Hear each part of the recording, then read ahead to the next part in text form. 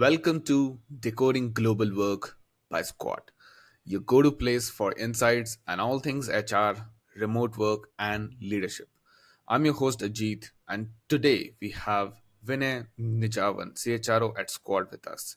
He has over 25 years of experience in HR, entrepreneurship, and startup consulting.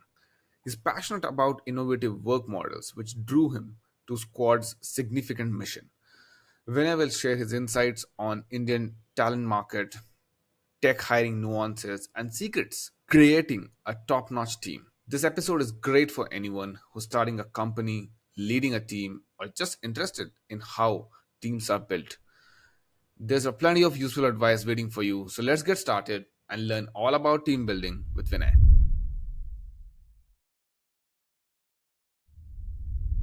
Hey Vinay, good to have you here today. Ajit. Vinay, for the audience, can you introduce yourself and share your background in building teams in India? Okay, so I come with about 2.5 decades, of experience. My career graph spans core HR roles, both horizontal and vertical, entrepreneurship and business, as well as advisory, and consulting with startups. The large part of my career journey, I've been with startups, right? Way back in 2000, started with one of the few product companies out of India, right? Building a global CRM product. And that's where I had the opportunity to be part of a growth story, got experience in hiring great talent, working on interventions to get the best out of them. Thereafter I started on my entrepreneurial journey, where I co-founded an edtech company where we were equipping and enabling fresh grads from engineering and business schools with the skills required to be successful in the industry. Thereafter, the third so-called phase of my career, I was running an advisory for startups, helping them scale up and mature on their people interventions. And now, I'm part of Squad, where we enable companies to build their globally distributed teams, adapting newer work I models. think what I feel is like you definitely build teams in multiple how do I say in multiple roles. Obviously, as Yes. a recruiter, Yes. somebody who's built teams for other companies Yes. from both angles, Yes. like enabling the talent to be better so that they can work with the client. I mean, they can work with the companies and also help these companies to actually hire. So yeah, I think I'm hoping that our audience and me both will learn a lot today, on how to build teams. So thank you again for coming on board, Vinay. Sure.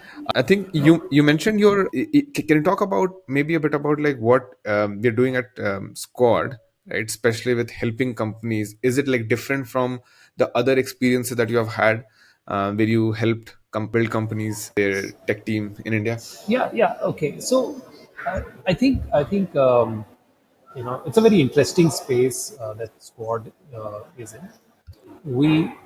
We help companies, like I said, we help companies build globally distributed teams. So there are talent demand and talent supply corridors.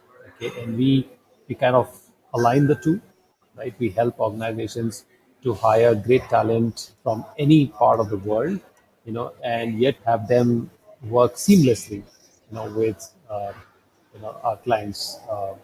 And what we do is we help them with the hiring, we help them with the onboarding, we help them with the payroll compliances as well as offboarding. So that's what we do. It's a remote environment in which most of these clients are stabilizing the work models. Yeah, and it's working beautifully for them. Got it. Thank you for that. Let's talk about the Indian talent base, right?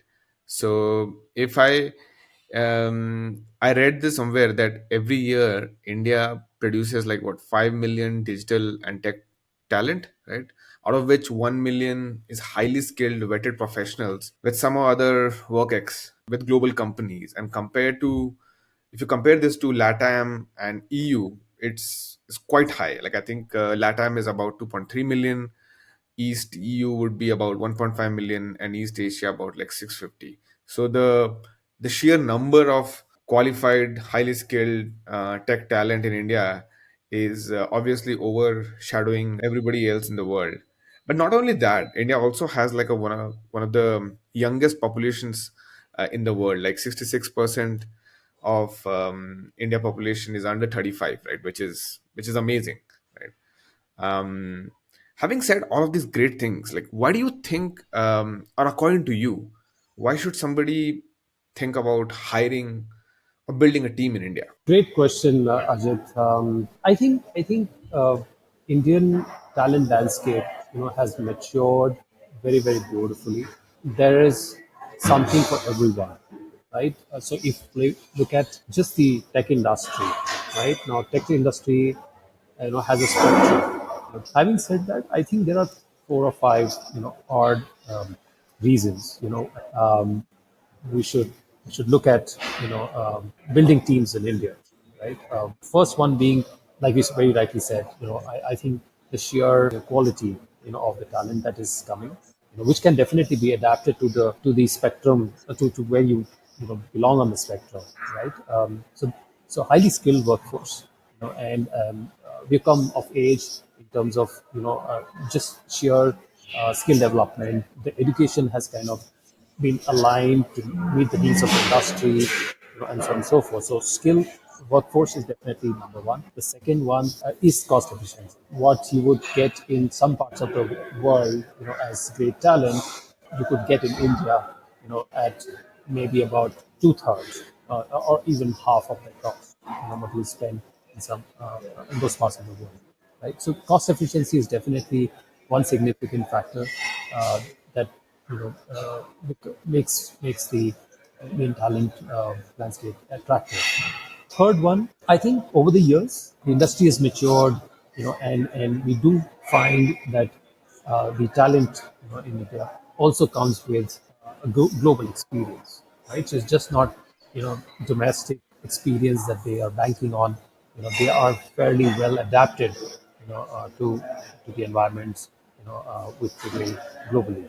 So that, I would say, is a third one. You just look at the sheer, and that's what I come to the fourth one. You look at the sheer number of startups, which are just mushrooming and booming, in India. Look at the unicorns, number of unicorns that India is making, year after year. You know, what what it, just shows to show is that, uh, as a startup ecosystem, India is thriving, right? India's got great talent for creativity and innovation, which is just firing this growth. Yeah. So these are a few pointers, for considering, Indian diaspora for. I think you mentioned about the unicorn and the sheer ecosystem, I mean, the ecosystem here itself, right? I just remembered one tweet from Paul Graham recently.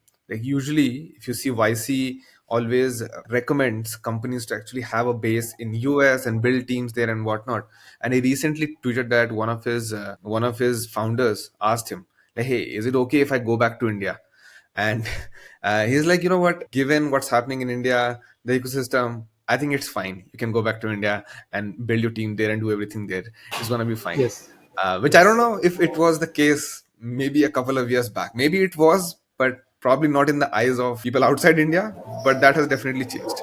correct, absolutely, And Vinay, you mentioned one more thing, that you said cost efficiency, and I've yes. heard this probably earlier in my career. But sometimes people say, like, you know what, the labor is cheap, but you'll not get the quality. Is that a misconception? Is there a truth to it? What do you think about it? No, I think, India's come of age, as far as quality is concerned, right? I don't want to name organizations, but you've got the who's who are building their bases in India, right? Yeah. I think that's just the sheer acceptance that quality has come to the mark. There are global standards, for assessments, for vetting, which are applied. I think Indian talent does fare very well. And look at the number of Indians who are actually weaving great stories, success stories, in the US, and they're doing phenomenal job. So I don't think quality is any longer, a question. It's been, I mean, if you just look at pure tech industry, and within tech, you're saying okay, IT industry in specific, you're still talking about, we have come down 3 decades now, right, from the time, or maybe 3.5 decades from the time when we started, and that's a considerable amount of time for maturing the industry, understanding what the expectations are. And I think everything is geared up. Education is geared up, skill development is geared up, to getting that kind of quality.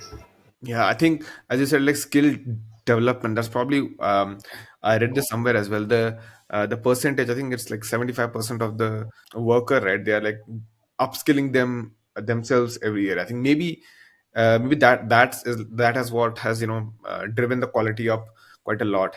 There is obviously a lot of focus um, either in the education itself, and there are a lot of startups that are actually helping people upskill, so that's also there. So I mean it's to summarize what you said, India is definitely a great place to hire talent, high skill workers, right? Number is amazing, you can find somebody who will fit and work with you, so good there. Let's but do you think what do you think from a remote working standpoint? Is India there in terms of working remotely? Yes, let me say that I think a large part of maturity and stability that has come by as far as remote work is concerned, has happened post the COVID period, right? It's not that remote work was not happening earlier, but that was more maybe aligned to gig work. In mostly if you're having short-termish projects which need to be completed, saying okay, somebody's sitting somewhere, doesn't matter as long as the project gets completed and we're done, right? So you can work remotely, you can do whatever you want to do.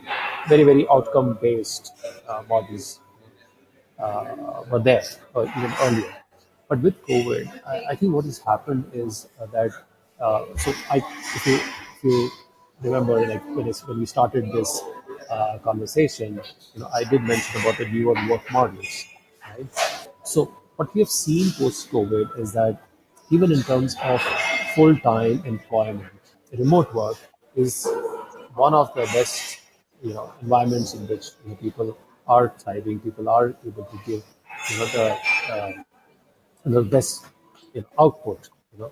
Yes, there are certain conditions, there are caveats, and we can come to that. Okay, but the fact remains that from the point of view of how prepared Indian talent is to remote work, I would say amazingly well talent, well equipped, well prepared. That's the new work model, right? And people have got used to tools and technologies, that they can use, to make remote work successful. I think, you know, yes. The short answer to your question is Yeah, absolutely. I think what you said, like outcome based, looking at teams on outcomes rather than the number of hours, and not micromanaging them. And also, as you said, tools have enabled us to come, to make this a reality, and yes, should not really be a yes, problem. Let's take an example. Imagine there's a founder. Okay, he is in US, right? And let's say this guy has raised a bit of a funding, and now there's a pressure to build the team because the product needs to be rolled out, right? And they really need to build a team pretty fast, right? And this person has some connects in India and is thinking of the idea of actually building a team in India. So let's imagine if this person wants to build this startup in fintech. They're building they're building a great tech product. They want probably, let's say, 4 to 5 backend engineers, maybe one product manager in India. And this person has no experience in hiring, especially in India, right? Probably is like a CTO, right, who has probably worked in some companies, so new to the hiring world, right? So how does this person should go about, what would you advise this person on how should he or she start building a team in India? okay. So yes, and we've done this quite a few times. Yeah, in the last 3 4 years, right? We do. advise a lot of our clients in terms of how to go about, hiring or building teams in India. I think first and foremost, one needs to be clear about the expectations they want to have from the talent. Is it going to be a full time? Is it going to be permanent? Is it going to be short term? Expectations. Get that clarity in place. Get clear about the job descriptions. That you're going to be hiring for. That's a starting point. In your head, you need to flesh those out, right? In terms of what you're expecting, this talent base to deliver on. Once that is once that is done, okay, it's important to understand, the talent landscape, for the given roles, that you're hiring, right? So you did mention about back-end engineers, and you did mention about the product managers, right? Yes, there is enough and more good quality talent base available, right? But you should know where you are pegging yourself. You said you're a fintech company, right? You need to understand what's the kind of salary benchmarks, that are existing. Either you already have an understanding, or you first need to understand what kind of salary benchmarks, operate uh, uh, in this part of the world, right? Which may be, as per your budgets, as per your wallet. Like I mentioned to you, it's a spectrum of talent that is available. There are organizations which are pure services. They'll say, okay, I don't have too high a budget. I'd like to kind of hire in this kind of a range. Versus someone who's saying, okay, you know, I'm not looking at deep tech, and I'm not looking at high end back end, but I'm looking for back end engineers from product companies, good fintech product companies in India, right? So there is a certain range, a salary range that operates there. Having said that, we can also look at a little different kind of a comparator basket, which is not necessarily fintech companies' comparator basket, right? Because the skills that you're talking about are fairly transferable skills. Yes, the domains may be different, okay, but backend engineer, who's, let's say, for example, if you're talking about Java, if you're talking about Golang, backend engineers, great engineers are great engineers. You put them in a fintech, you put them in an edutech or logistics, they're all the same. The quality is what it is, right? So then you're saying, okay, you look at the size and the stage of growth of you know the organization, your organization, mapped to other organizations which may be forming the comparator basket, right? Basis that, you'll basically come up with the salary range, the high, medium, low, and say, okay, this is what I could operate on. Yes, you could do it yourself, or you could also engage some third party providers, for these kind of benchmarks. That you should um, have a good clarity on, right, before you proceed. Now, I do come across scenarios where founders, HR guys who don't really understand the Indian landscape so well, actually get into some kind of inefficient practices, okay, right from sourcing to screening to interviewing to offering to onboarding, right? So we need to understand the nuances that are involved, okay. So for example, okay, you look at, okay, in what time frame do you want this talent base to be up and ready with you, right? So you're saying, okay, I need these backend engineers, I need these product managers, up and running in 1 month. Or you're saying, okay, I need these people to be up and running in 3 months or 6 months. Okay, basis that, your sourcing strategies will change. So understanding the dynamics which are operating in the environment, in the industry, is very, very important. There are people, at this point in time, if you look at candidates, okay, then these candidates, would be sitting on notice periods of anywhere between 1 to 3 months, right? But if the urgency is there to set up a team, and you don't have so much of a leeway, in any case, I would never recommend people to actually extend offers to candidates who are sitting on, maybe 2 to 3 months notice period. And I've seen founders actually doing that, and yet not being able to, hire even one person. So being clear about saying, okay, let's not look at people who have such long notice periods. Look at candidates who are in between jobs, and they're already actively engaging with other companies. You can meet them, you can get them excited, and get them in your process as well, right? So look at those. Look at options like a buyout, no notice period buyout to get early joining done, and so on and so forth. So there are different kind of strategies which can play out, to help you get your teams, on board quickly, right? So, understanding those is very important, right? So notice period could be just one of them. Getting them excited, about your opportunity. And please understand, salary compensation is not the only factor that plays out, right? The Indian talent, has become very discerning, right? They look at the organization, they look at the role, they look at the technologies involved, they look at the culture. There are multiple factors that play in, and the whole idea is to get them excited about your opportunity. That's when you'll be able to actually get them on board. Because please understand, there's a lot of noise, right? Anybody and everybody is vying for the same pool, the same talent base, right? How do you kind of stand apart? How do you know, make the right pitch, for your organization? That's very, very important. Similarly, I think it's important to factor in, the drop rates, that will be there.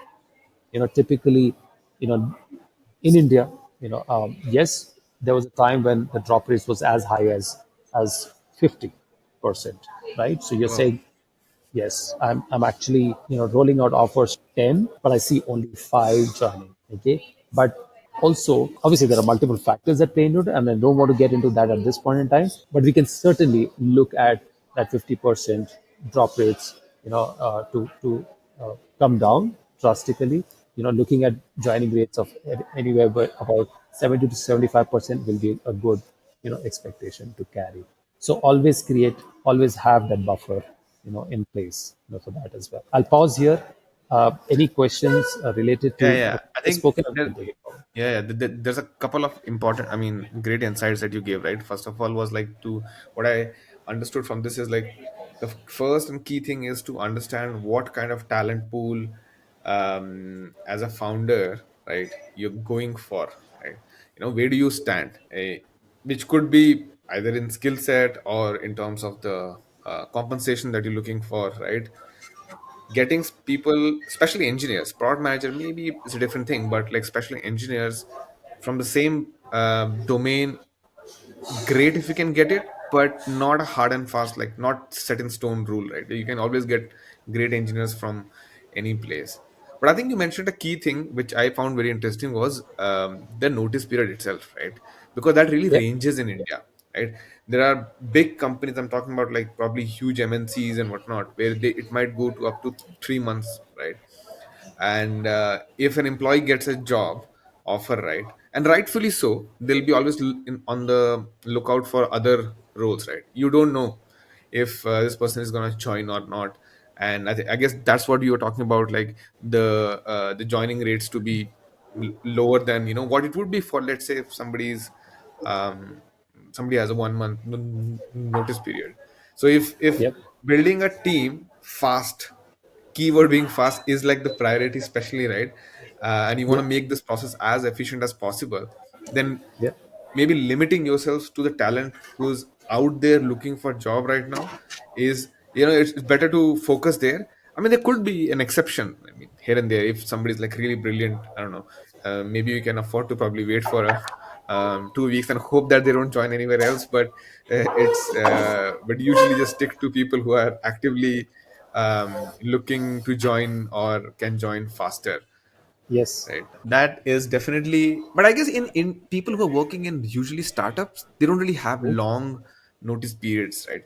So if you're a startup trying to hire people from other Indian startups, that shouldn't really be a problem more often than not, right? Like, I would say, would that be a decent assumption? So I would say, notice periods are not longer than 1 month. Yes, there are more Hmm. established startups which have notice periods of 2 months as well. Okay. Okay. Yeah. So that also is in force.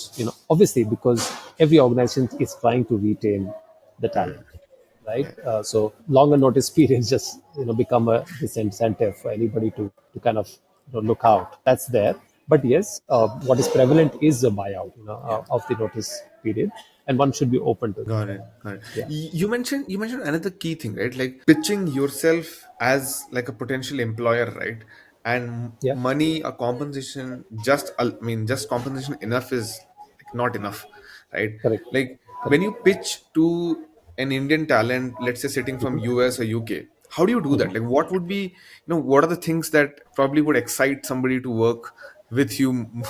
Like, is this something that, people are doing bad or good? Can you talk about No, that?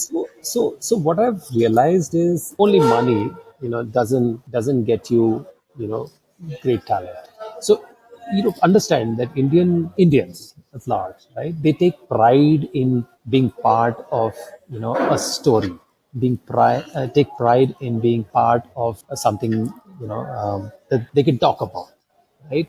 With the others, right? It's a very community driven kind of a thing, right? So it's important for you to get them to, excited about, what you're doing, what problem you're solving as a business.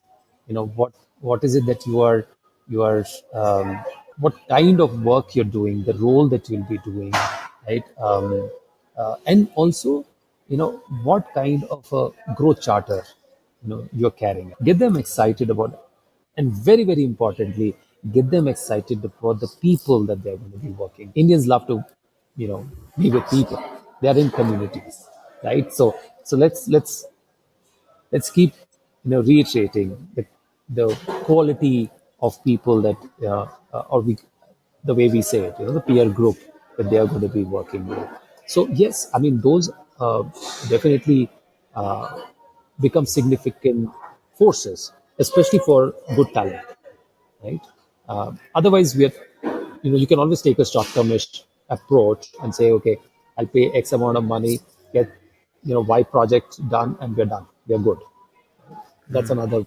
But if you're building teams, building organization, then the approach is going to be a little different. Yeah, yeah, absolutely. I think, Said yeah. that, let me just, sorry, you. No, no, no. I was just gonna say that, I agree that, smart people want to work with more smart people, and also people that they would just like to be.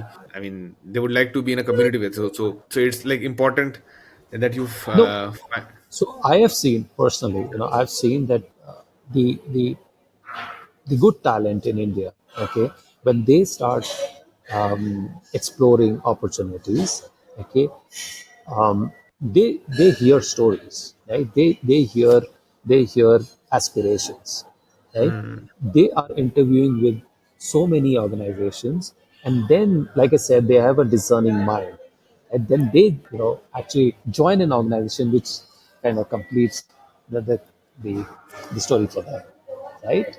It's just not compensation, because compensation maybe a few lakhs here and there, that may not make so much of a difference. Yeah, absolutely. I think especially if you're looking at the top talent, right? I think then there has to be more. Yeah. There's always somebody who can pay more, but I mean, the job needs to feel like a mission, for lack of better word, and maybe, I don't know. And if you can do that, then then I guess, yeah, people are there with you. Great. So I think we have covered like how to, what kind of people to look for and what background, I guess, research you need to do to figure out what kind of talent you're going for. Now, once the founder has done these things, right? How does he or she go about actually recruitment, right? Reaching out, and like what would be the process there then? Let's take it forward, right? So you're hiring backend engineers, you're hiring product managers. Now it's important to also look at a multi-channel approach, to go about, sourcing talent, right? There are job boards, there's LinkedIn, and obviously there are networks, that you can Hmm. play in, to get your kind of, right. I don't want to get into the specifics of it, but the whole idea is to have a multi-channel, approach, for sourcing, great talent, right? And what I've seen is many times, people try to do it sequentially, but it also Hmm. kind of wastes a lot of time, right? If let's say one channel is not really working out for you, they say, hey, let me do something else, but by that time you've actually lost, a few weeks or even months, right? So instead of doing that, be knowledgeable in terms of saying, okay, which channel would work best for what kind of roles.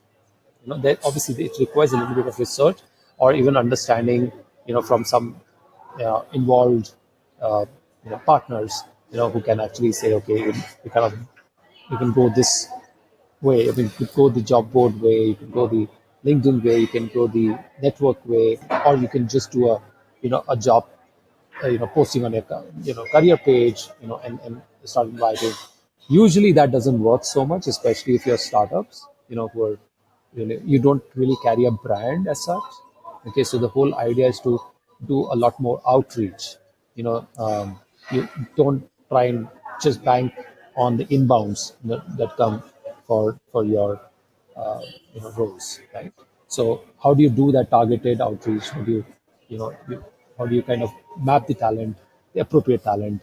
There are ways to go about doing that. You should try and get that in force. I think for the actual interview part, right? Like assessing somebody, like, to keep it really simple, like somebody assessing somebody who's a backend engineer or something like that. Like, how much assessment is good, right? Like, like I believe like you gotta keep a balance, but like, how much is good, how much is bad? Yeah, that's a good question, Ajay. How much of assessment is good? I think there are enough and more rich assessment tools out there. So when you look at assessments, right? One is it starts off from a resume, a profile level screening, to Correct. saying, okay, can I do a tech assessment? Okay, there are different platforms, HackerRank, HackerEarth, and so on and so forth, which are there, which can help with the tech assessments, that you do. There'll also be interviews, that you do as part of the overall assessment. And then what I would also say is, as part of the interviews, you can also do one good check, of the whole remote adaptability, right? There's a different DNA that is required, for people to succeed in remote environments. I think that's a check that you need to do, for yourself, as part of the overall assessment. You should definitely do an assessment of communication because, again, like I said, there's a spectrum there. Okay, Hmm. so you do a tech, you do a communication skills. Sometimes I've seen people actually do the online assessment for communication skills. Sometimes they also check it over the interview call itself. So yeah, it's kind of a mixed bag. Okay, but I think all of this, in varied proportions, would help in getting a good vetting done. Got it. And also from Vinay, from your experience, right? Yeah, There's two ways of going about it. One is like, as I asked you this question, that what this founder could do, right? But and this might be, you might have a biased opinion about this, but having said that, what I want to ask is like, what have you seen like when people try to do it on their own versus take a professional help, right? And what's better? But maybe I'll tweak this question a bit. Is there a scenario where actually doing it yourself is better than using a external help? And when do you think an external help is better? yeah, yeah. So I would say that definitely taking external help works well. Okay, let me start with that, right? But I don't think I'm talking about the complete thing being outsourced, Hmm. right? The last mile is still yours Hmm. to cover, right? What I'm saying is that if you look at from the top of the funnel, to the middle of the funnel, that is where I think you can use the assessment. Right? The middle funnel to the bottom of the funnel is where you'll also get involved. But the key thing here is, that there are world-renowned, assessment tools, Hmm. available, right? There is a lot more objectivity that comes in because we're running those assessments, and also the fact that you are not involved in it. It saves a lot of your time, your energy, to actually not go through each and every candidate, and start removing the riffraffs yourself. No, that's not required, right? Even at, like, say, for example, within Squad itself, we have an assessment tool called Code Judge, Hmm. which we are using with quite a few of our clients, and that saves a lot of time, cost, energy, resources, to do the vetting. And it can cut across, like I mentioned, it can cut across tech skills, whether it's say programming skills, programming, data structures, algorithmic, you call it. You, you, you have I think over 100 skills right now being assessed by the Contest platform itself. Now, you can also do problem solving. You can do communication skills assessment as well, right? Get that going, and then start engaging with the candidates once you've come to a manageable size, right? Then you get them excited, and you kind of. So I would say it's a combination. Don't try to do all of it yourself, because you'll start finding that very daunting, very overwhelming. Okay, because you're not able to really figure out, which candidate to clear basis just the resume, basis just the profile Yeah. that the candidates carry. Right? So I would say a good mix, but the last mile being yours. And what I'm hearing is like, even if you just remove the assessment is obviously one part of this whole process, but then there Yeah, is sourcing and bunch of other things, right? As a yeah, recruitment as a whole, especially when you're doing in a unknown territory, for a founder in US, like which is in India, right? I think maybe taking some additional some help from yes, somebody who has done this probably multiple times, right? At a in certain parts, right? Like maybe it's yes, sourcing, maybe it's just reaching outreach, yeah, that would just save a lot of time, so that the founder or the VP of engineering, whoever is hiring this person, right, they can probably focus on, I guess, the talking to the only key people who have kind of gone through the process. It just saves overall time, right? And obviously, I feel like if you have referrals, if you know somebody, right, I mean, you work with someone, that's a different story, but then you don't really have to go through such rigorous process. But talking about that, right, how much do you think referrals play a role when you're hiring an engineer, right? yeah. So again, I think we are even at Squad. That's an interesting question, Jyotiba. Even at Squad, we are doing something very different, right? I mean, when you look at, I mean, you just think of referrals. Okay, for all these years, people have been thinking about employee referrals, right? They're basically, you get good people, the good people will get good people, right? Yeah. So I think that's the approach which organizations have generally followed. We've taken it beyond that. We have taken it beyond the boundaries of the organization. What we've done is we've taken the whole concept to network reference, Hmm. right? So if today our network itself is about a million odd people, and that million odd is not only in India but that is Yeah. across the world, right? Now I play on that network, right? So I slice and dice depending upon the roles, the skills, and I kind of run targeted campaigns, with that pool, right? And we are able to actually get very very good quality referrals coming in from the network itself, right? So I think it does play a very very important role in the overall sourcing strategy. But yes, I would say it's not for you as a startup, a fintech startup, to start breaking your head on, right? There are partners, there are providers who can do all of this, right? One should kind of reach out to those and get it done.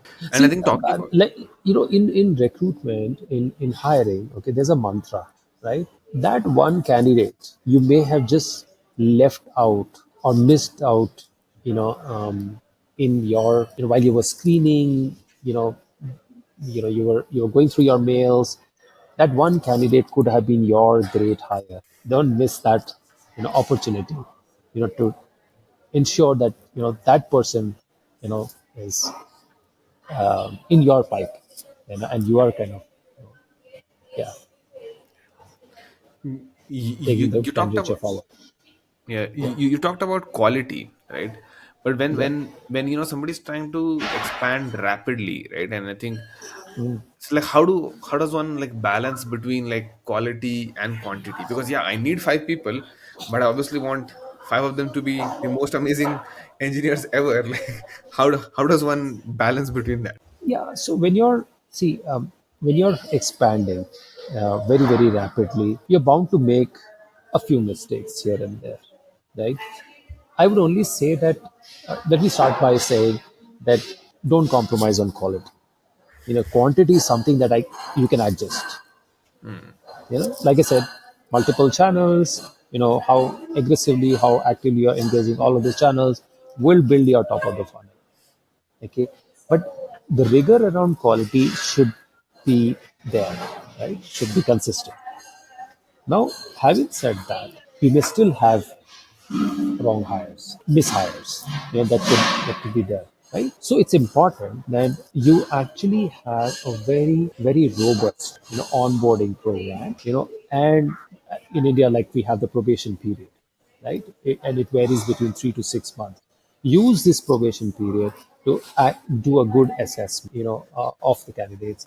While they've joined, they're performing, build your rigor from day one, have a 30, 60, 90-day plan, right? Hmm. And quickly check whether they are aligned, they are meeting the expectations or not, and use the probation period to take your call whether this person is going to be a long term player with you, or yeah, maybe you need to part ways because it's not working out. Got it. So, like, first and foremost, do not compromise on quality. No. And when you hire, use that crucial 90 days to figure out if this person is the right hire or not. Obviously, Yes. you've done your work, but still, like, figure it out in those 90 days, right? Great. Um, I think from your experience, like, what are the, I would say, common challenges that you have seen? Like, when that people face when they're trying to build teams in India? Something from your experience, like commonly you see this, like probably every time this happens, you're like, okay, this has happened again. Yeah, so I have covered quite a few of those challenges. Yeah, so at different points in time within the within the within the process of actually getting your hires in place, trying to get the right expectations set, trying to get them to perform as per your expectations, aligned with your expectations. You have covered all of those aspects. Again, maybe it'll be repeating myself, okay, but sourcing, assessing, if you look at the value chain itself, okay, Hmm. sourcing, assessing, process management, or you can call it process management, you can call it candidate lifecycle management. And then you're saying, okay, just getting them to join your organization is not good enough. You need to, keep them engaged, keep them aligned, keep them excited about what they're doing. And that's what is going to bring out the best in them.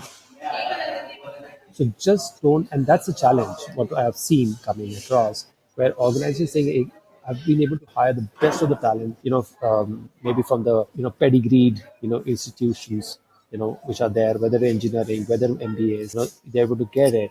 But then if they are not doing the right things when they've come on board, okay, you start seeing good attrition happening, and that's actually even worse, Yeah. right? Because you're spoiling your own brand, you're spoiling your name, right? Because you're not able to yeah, keep them engaged, keep them excited, align them with your vision. Yeah, I mean, and you spend so much time.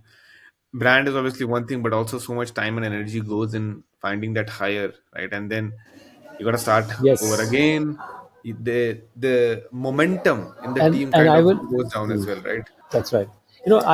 This is something very close to my heart, my head and heart. Actually, let me put it this way, because when you're hiring, best of the best talent, right? And yes, we do consider, people who, let's say, I'll take an example, right? There are candidates who are passing out of the tier one schools, engineering and MBA schools like IITs and the IIMs. When they're coming, right? And I'm going back to my first brush with a startup, right? And when I was hiring from these schools, right, one of the learnings that we had was that if we don't do a good job, keeping them engaged, nurturing them, getting the best out of them, and when they go, the cascade of the negative, feedback is far, far, far higher, right? So you need to avoid that, especially, because once you do that, then the brand gets, compromised, right? So, Yeah, what you should bear in mind is that the cascade, and it's a far stronger cascade that happens if you're not doing a good job of retaining such kind of talent. absolutely. Um, when any example that you can think of, I guess I'm just trying to find a the question that I'm trying to ask is if you have an example in real world, like which probably worked with one of your clients recently, you probably have to educate them about something about an Indian talent. Okay, this is not how you look, this is what you do, something, if you can think of something that you have faced in recent times. No, no. So okay, so that happens. That happens every now and then, right? Okay. We do a lot of advisory for our clients, right? Our clients are spread across the world. I mean, more than 50% of our clients is coming from the US, right? And people are definitely asking questions on how their approach should be in terms of building their teams and so on and so forth. I think it's not about Indian talent per se, but let me answer your question,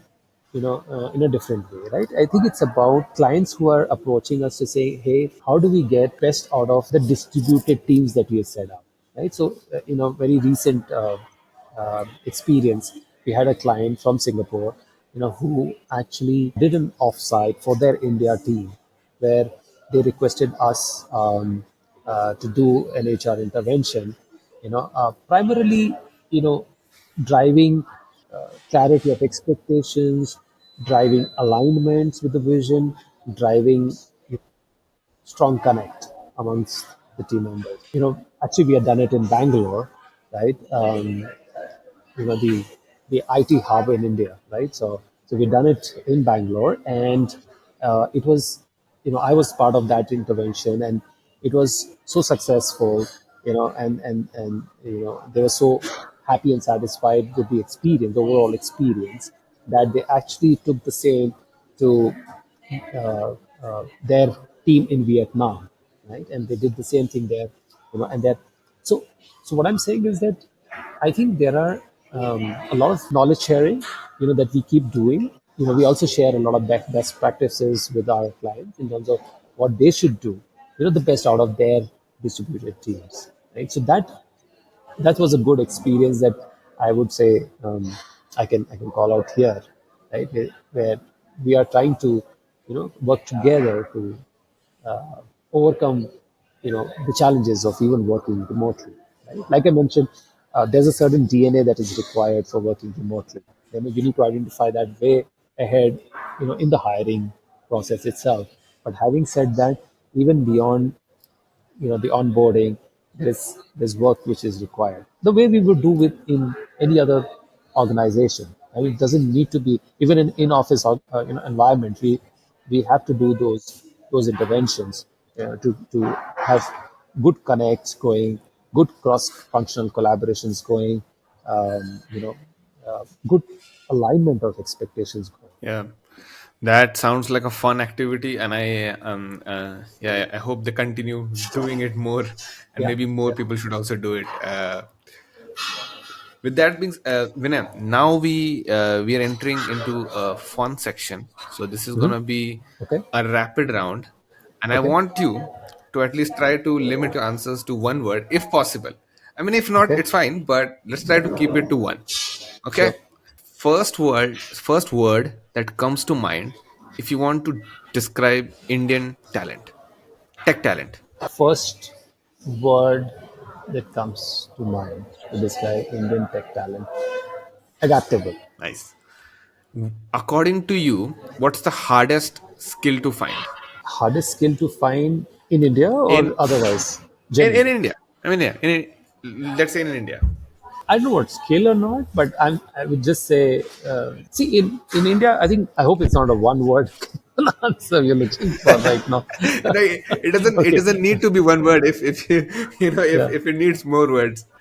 But yeah, I think it's like, Um, what you're trying to see is like if there's a certain skill that is more difficult to assess and find in somebody.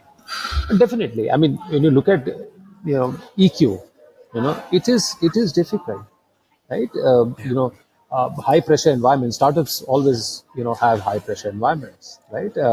And you need to really gauge very well, if the individual is able to take a lot of pressure, take a lot of stress, you know. Uh, yeah, I mean, that's something, you know show the kind of ownership that is required, show the resilience that is required, working with teams, working with people, having that maturity going. I mean, that obviously is difficult, right?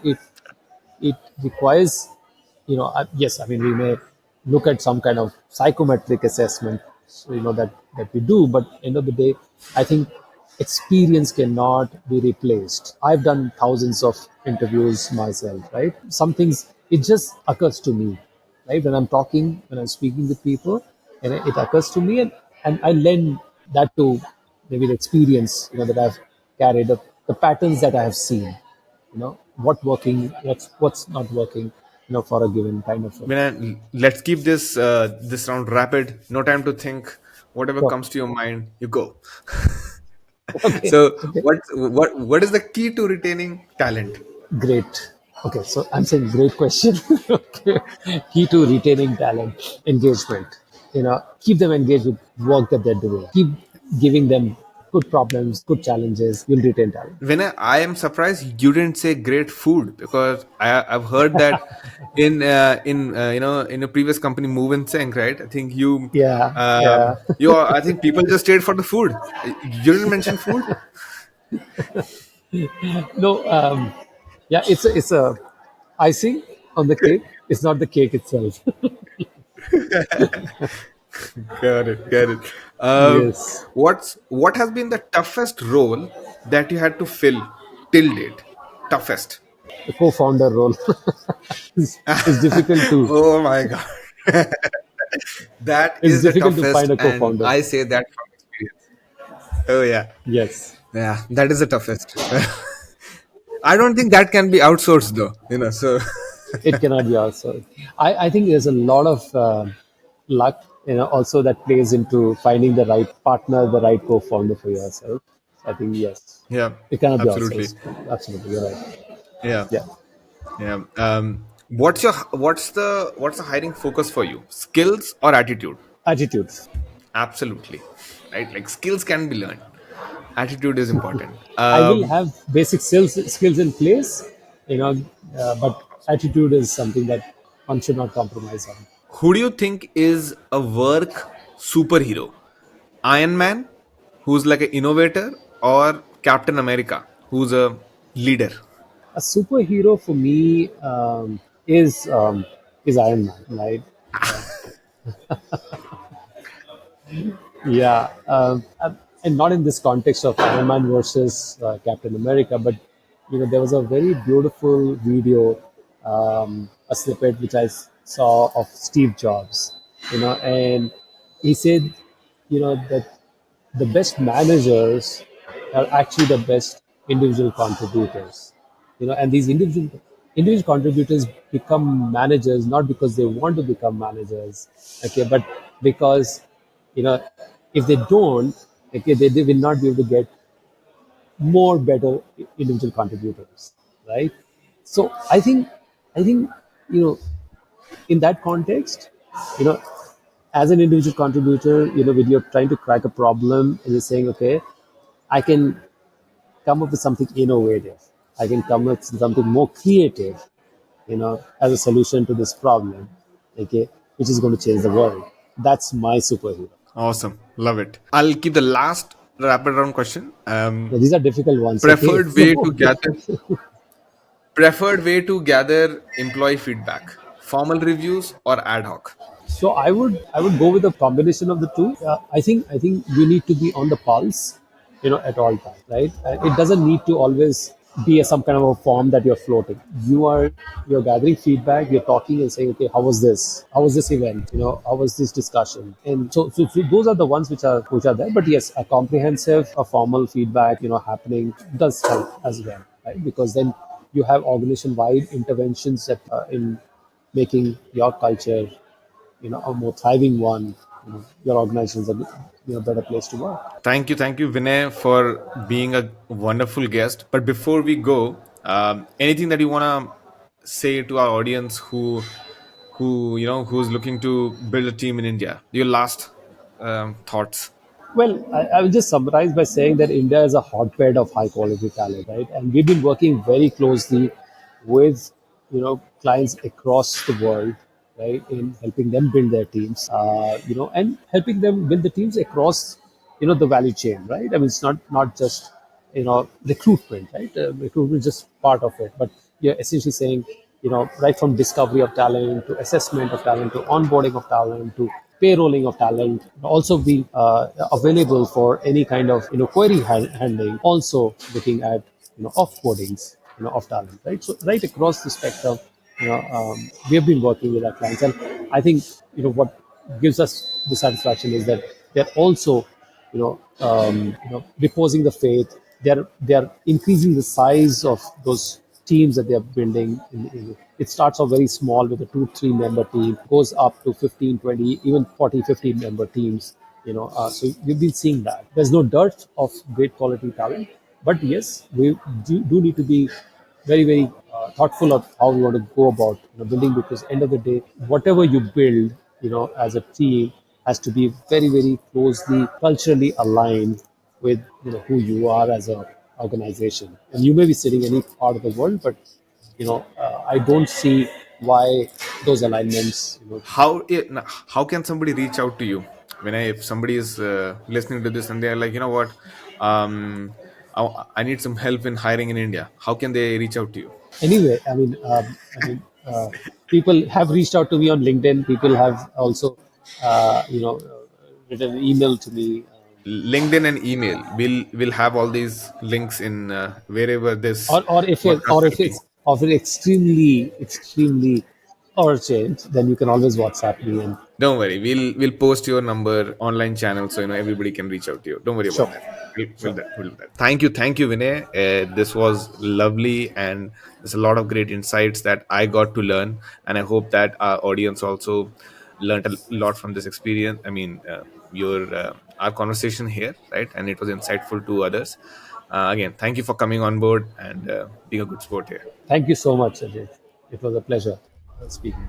Thank you for joining today's Decoding Global Work episode with Vinay. Vinay provided insights that can help anyone who wants to use Indian tech talent effectively. We hope you found these insights as useful as we did, and they inspire you to try new team building methods.